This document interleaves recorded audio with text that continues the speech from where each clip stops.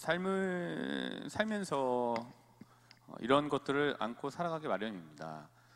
불안함을 항상 어떤 불안함을 저희는 갖고 살아가게 마련입니다.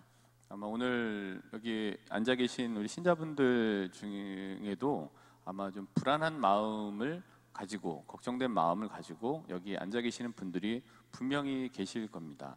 아니면은 살면서 그런 불안함을 경험했던 적들을 떠올리시면 많은 순간들이 떠올리실 텐데, 저도 인생에서 굉장히 불안했던 일들 중에 이거 이렇게 하면 큰일 나겠다라고 생각했던 일들 중에 한 가지가 있었습니다. 그거는 뭐 여러 번 말씀드렸던 것처럼 고등학교 때 물리 시험에서 빵점을 맞았을 때 이렇게 된 인생이 어떻게 되는 건가 이렇게 불안함이 조금 그때 들기 시작하더라고요. 빵점을 맞았을 때. 조금 더 밝히자면 창피하지만 저희 반이 46명이었었습니다. 고등학교 1학년 때. 그래서 있었는데 제가 46명 중에 45등을 한 적이 있었어요. 제 뒤에는 야구부가 있었어요. 그래서 둘이서 내가 너를 이겼다 뭐 이렇게 얘기하고 있었는데, 그때 불안한 마음이 들었습니다. 그리고 그 이후에도 그렇게 하지 않다가 마음을 고쳐먹고, 근데 그 다음에 이제 굉장히 많은 노력을 기울였던 기억이 납니다. 그때 굉장히 불안했었는데, 저도 이제 기억해보면 그게 불안했던 것 중에 이제 가장 도드라지게 좀 떠오르는 거죠. 근데 불안의 소재는 늘 우리 주변에 있습니다. 생애 주기에 따라서 또 그 불안함의 종류가 다릅니다. 학생들 같은 경우에는 나의 이제 진로가 굉장히 진로를 생각하면 불안하게 되는 거고, 그다음에 이제 부모님으로 살아가시는 분들에게는 항상 우리 아이가 가장 어떤 일이 일어나지 않을까라는 그 불안한 마음들이 가장 크게 가지고 계실 거고, 그다음에 직장을 구해야 되는 분들에게는 구직이 굉장히 이제 불안한 요소로 작용하게 될 겁니다. 그러니까 생애 주기마다 또 내가 처해 있는 환경에마다 굉장히 불안의 요소가 분명히 달라지게 될 겁니다. 근데 우리가 이제 이런 불안을 이제 안고 살아가게 되는데, 불안하다라는 얘기는 그래도 아직은 일어나지 않은 일들에 대한 거잖아요. 그게 이제 불안한 거죠. 그래서 아직은 일어나지 않았다는 것이 불안함과 동시에 희망으로 작용할 수 있게 됩니다. 근데 이제 인생이 불안하지 않으려면은 딱딱 예측한 대로 진행이 되면은 불안하지 않을 수 있을 겁니다. 근데 이렇게 계량하는 것처럼 저울에 올려놓고, 그다음에 계량 스푼으로 재고 비커에다가 몇 미리 놓고 이렇게 계량된 인생으로 계량적으로 인생이 진행된다라면은 불안하지 않을 텐데, 우리의 삶은 이렇게 계량적으로 계산적으로 완벽하게 진행되지는 않습니다. 수많은 인생을 살다 보면은 계량적 진행이 아니라 수많은 변수와 함께 살아갈 수밖에 없게 됩니다. 오늘 이 미사를 봉헌하다가 저도 집전하다가 어떤 변수가 생기게 될지 모르는 거죠. 근데 어쨌든 그런 변수가 수많은 변수들이 주변에 이렇게 있게 됩니다. 그래서 삶은 수많은 변수의 집합이라고 저희가 볼 수가 있습니다. 근데 이제 수많은 변수의 집합이고 그렇기 때문에 불안하기도 하고, 하지만 우리가 살면서 그 변수를 어떻게 해결하느냐라는 것이 또 우리에게 남겨진 숙제이기도 합니다. 근데 삶은 수많은 변수의 집합이라는 말 자체는, 이 말 자체가 가지고 있는 것은, 그런 변수는 우리의 일상이다. 그러니까 이거를 이제 피할 수는 없다. 그다음에 이거를 뚝 떼어놓고 갈 수는 없다. 인생이 또 계량적으로 착착착 진행만 될 수는 없다라는 거를 이제 이야기해주고 있습니다. 근데 이런 거를 이제 우리가 기우라고 얘기를 하죠. 그래서 한 두 달 전에 강론 말씀드릴 때 기우에 대해서 설명을 해드렸는데, 이거는 이제 하늘이 무너질까 땅이 꺼질까 항상 걱정하고 다니던 중국 옛날의 기나라 사내의 근심을 우리가 기우라고 얘기를 하잖아요. 기나라의 기, 우는 이제 근심할 루에서 기우라고 얘기를 하는 거죠. 물론 지금은 하늘이 무너지기도 합니다. 빌딩이 무너지기도 하고요. 그다음에 땅이 꺼지기도 합니다. 싱크홀이 발생하기도 하면서 이런 기후가 나타나기도 하는데, 근데 여기서 말하는 기후라는 거는 쓸데없이 자꾸 터무니없는 걱정만 하고 다니는 거를 기우라고 이제 가리키고 있습니다. 근데 이제 이런 이제 기우가 분명히 있는데, 이런 불안함을 가지고 있는 이런 기우를 그럼 해결할 수 있는 방법은 없는 걸까? 그 중에 한 가지, 뭐 여러 가지가 있겠습니다만은 그 중에 한 가지는 이게 이제 우리를 해결할 수 있게 만드는 것 같아요. 이건 이제 뭐 기우가 나온 거고, 우리가 이렇게 갈 수 있게 만드는 게 바로 목적이 우리의 이 기우들을 좀 줄여줄 수 있는 것 같아요. 우리가 가고자 하는 방향, 그리고 우리가 하고자 하는 바, 거기에 그 목적이 분명하고 뚜렷하면은 이런 불안함들이나 이런 것들을 오히려 좀 어떻게 해서 내가 가는 목적에 필요한 수단으로 삼을 수 있을까, 도구로 삼을 수 있을까라고 하면서 자기 성장의 발판으로 삼게 만들기도 합니다. 그거는 목적이 이끄는 삶이 있을 때 이런 것들이 좀 더 가능해지는 것 같습니다. 근데 이제 삶 자체가 목적이 없고 불분명하면은 가고자 하는 바를 어딘지를 모르기 때문에 불안하죠. 제가 마치 빵점을 맞았을 때는 야, 내 인생이 도대체 어디로 갈 건가? 뭐 이런 이제 불안함이 있듯이, 근데 그 빵점이 저한테 이제 발판이 돼서 아주 그냥 고등학교 동안 이제 머리를 깎고 삭발을 하고 이제 공부를 했던 계기를 만들어주게 되었습니다. 근데 그거는 목적이 제가 분명하게 있었기 때문에 가능했던 일이었던 것 같아요. 그 목적이 분명해지니까 그 불안했던 일들의 크기가 작아지고 그 불안함이 제 인생에 작용하는 이 세기가 많이 약해졌던 것 같아요. 그래서 목적이 분명히 있어야 되는 거죠. 분명한 목적이 있을 때 진로에 대한 불안함, 물론 거기에 갈 수 있을까 없을까는 좀 그 불안하기도 합니다만은, 목적이 있을 때는 어떤 다른 루트를 통해서 그 목적이 이루어지게도 되니까 일단 목적이 생기게 돼서 그 목적이 분명하고 그 목적이 분명 이끄는 삶이 될 때는 불안함이나 기우라는 세기와 작용 빈도가 이제 현재 좀 낮아질 수 있게 되는 것 같습니다. 목적이 이제 있는 게 필요하죠. 그럼 이제 이런 목적이라는 걸 가지고서 우리가 오늘 요한복음 13장 16절부터 20절을 한번 보도록 하겠습니다. 요한복음 16장 20절부터 13장 16절부터 20절 중에 16절하고 17절을 저희가 보면은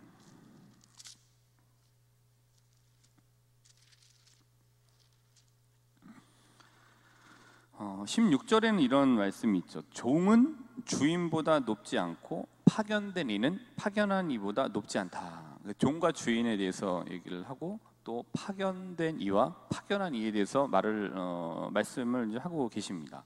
근데 16절은 이렇게 되어져 있고 17절은 이것을 알고 그대로 실천하면 너희는 행복하다라고 17절에 되어져 있습니다. 근데 이전에는 그렇게 크게 생각하면서 읽지 않았던 말씀인데 오늘은 좀 이 구절을 생각해 보게 됐습니다. 근데 이제 종과 주인, 근데 내가 너보다 낮아. 근데 그걸 알고 실천하면 행복한가? 그렇지는 않죠. 사실 문구 그대로 보면은 그렇지 않죠. 근데 이거는 그런 뜻이 아닌 것 같아요. 오늘 지금 이해하기로는 그런 것보다는 종과 주인이라면은, 그러니까 당시에 문화적으로 종이 있었고 주인이 있었잖아요. 근데 그거를 떠나서 종하고 주인의 관계는 일단 위계적인 서열을 말하는 것 같지는 않아라고 보기보다는, 그런 위계적인 서열을 떠나서 주인이라는 사람이 돈을 가지고 종에게 비용을 지불해서 그 종을 채용했을 때는 그 종이 그 주인이 채용했을 때 의도대로 하기를 바라는 마음으로 그거를 채용을 했을 거 아닙니까? 그러면은 이거는 즉 종은 종대로 내가 여기에 왜 채용되어졌는지에 대한 목적을 분명히 알고 있어야지만이 주인을 만족시킬 수 있고, 그거에 따라서 종으로서 좀 더 높은 자리로 승진할 수도 있는 거고 월급이 상향 조정될 수도 있게 되는 거죠. 주인이 자신을 고용했을 때에 나는 너를 이래서 비용을 지불하고 너를 고용한 거야 라는 것에 부합된 행동을 하면 할수록 이제 종은 본인이 가는 길이 명확하게 지게 되는 거죠. 높은 종이 되거나 아니면 이제 더 이상 채용되지 않거나 이런 게 작용할 수 있게 되는 거죠. 이거를 말한다고 봅니다. 그래서 종이 자기가 왜 여기에 있는지에 대한 목적의식을 분명히 가지고 있어야 된다. 그다음에 이제 파견된 이와 파견한 이도 마찬가지라고 봅니다. 파견한 이는 파견을 누군가를 했을 때 파견한 사람이 이러이러한 거를 해주고 오기를 바라는 거죠. 이런 성과를 내기를 바라는 마음으로 파견을 시킨 거죠. 근데 이제 파견된 사람이 그런 것과는 상관없이 본인의 무언가를 하려고 막 하게 되면 이게 꼬이게 되는 거죠. 파견된 사람은 파견한 이로부터 받은 권한을 가지고 파견한 이가 이루고자 하는 그 목적을 달성하는데 매진을 해야 되죠. 그게 파견한 이가 다른 길을 보지 않고 그 길을 명확하게 갈 수 있게 만드는 거죠. 즉 목적이 어디 있느냐라는 게 이제 굉장히 중요합니다. 목적을 아느냐, 목적을 구현하려고 하느냐, 목적이 그의 삶을 이끄느냐라는 게 이제 중요하다. 근데 그거를 알고 자신의 일을 할 때 거기에 맞춰 갖고 뭔가 실천할 때 너희는 행복하다. 그러니까 이것을 알고 그대로 실천하면 너희는 행복하다의 말은 그 가지고 있는 뜻은 지금으로선 그렇게 이해해 볼 수 있는 것 같습니다.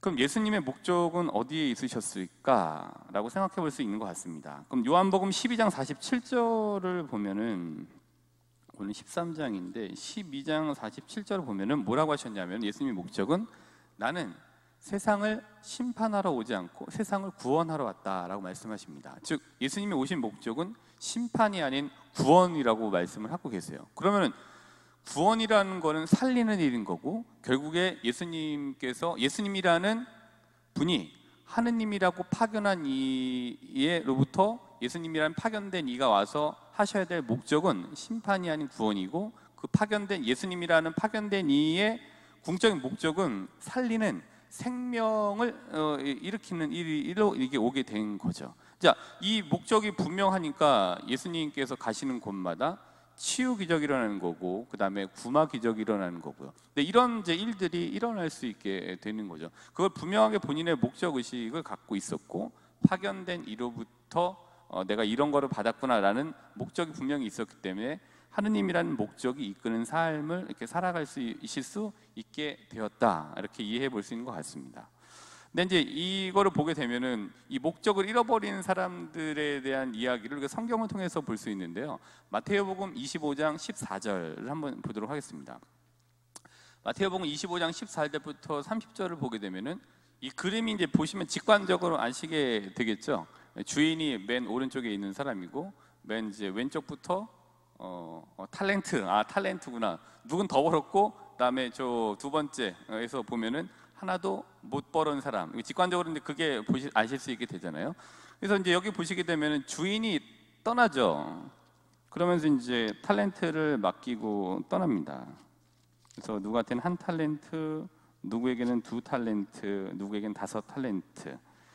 근데 여기서 이제 보시면은 5탤런트를 받았던 사람은 5탤런트 더 벌었죠. 그다음 2탤런트는 2탤런트 더 벌었고, 근데 이제 1탤런트를 받았던 사람은 이제 벌지 않고 묻어뒀고, 근데 5탤런트를 받았던 사람과 2탤런트를 받았던 사람이 5탤런트를 더 벌고 2탤런트를 더 벌 수 있었던 거는, 주인이라는 사람이 그 탤런트를 자기들에게 맡기고 갔을 때 어떤 의도로, 어떤 목적으로 맡기고 갔던 것에 대한 정확한 파악이 있었기 때문에 가능한 걸로 저희가 이 이야기를 해석해 볼 수 있는 것 같습니다.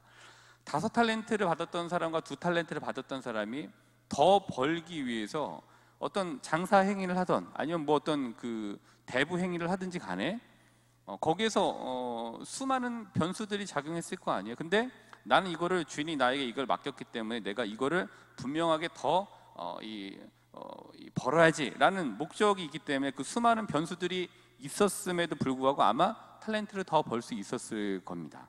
이제 분명히 목적이 있었기 때문에. 근데 1탤런트를 받은 사람은 목적 의식이 없었던 거예요. 단 이것만 있었던 겁니다. 25장 24절을 보시면은, 주인님, 저는 주인님께서 모진 분이시어서 심지 않은 데서 거두시고 뿌리지 않은 데서 모신다는 것을 알고 있습니다. 그래서 두려운 나머지 물러가서 주인님의 탤런트를 땅에 숨겨두었습니다. 보십시오, 주인님의 것을 도로 받으십시오 라고 하면서 이제 주인에게 변명을 늘어놓습니다. 그러면 이 사람은 지금 이 주인이 자기한테 이거를 왜 맡겼는지를 모르는 거예요. 그러니까 잘못 파악한 걸 수도 있어요. 이걸 잃으면 죽는다, 대신 본전을 가지고 있으면은 죽지는 않을 거다. 뭐 이런 주인이 맡겼을 때 이제 의도는 그게 아니었을 건데, 근데 이거를 이제 그렇게 된 거죠. 그러니까 이 이야기는 요 이야기는 또 이렇게 그냥 나름대로 해석해 볼 수 있는 것 같습니다. 나는 내 삶에 나는 주인이 어떻게 할지 모르겠다는 불안함 때문에 아무것도 할 수 없었던 거로 볼 수 있죠. 인생의 불안함, 아직 다가오지 않았지만 예기치 않은 불안이 왔을 때 그 불안을 이제 감수하지 못하겠다. 항상 이제 불안에 떠는 기우를 가지고 있는 거죠. 그래서 이 기우를 가지고 있는 모습을 우리가 한 탈렌트를 땅에 묻었던 이 종의 모습을 통해서 볼 수 있게 되는 것 같습니다. 즉, 두 종은 목적이 있기 때문에 그 기우를 오히려 이제 발판으로 삼았던 사람들로 이해해보고, 한 탈렌트를 가졌던 사람은 목적 의식이 없이 목적 파악을 못하고 이제 기우에만 있었던 사람으로 볼 수 있게 되는 것 같습니다. 여러 가지 뭐 말씀드렸습니다만은 우리가 이제 사는 목적이 뭔지를 다시 한번 오늘 생각해 보시는 시간을 가져보시면 좋을 것 같습니다. 수많은 변수가 우리 인생에는 도사리고 있고, 그 변수를 누구는 발판으로 삼고 누구는 그냥 그 변수가 올까 불안해하고, 그 변수가 찾아오면은 거기서 무너지고 아무것도 하지 못하게 됩니다.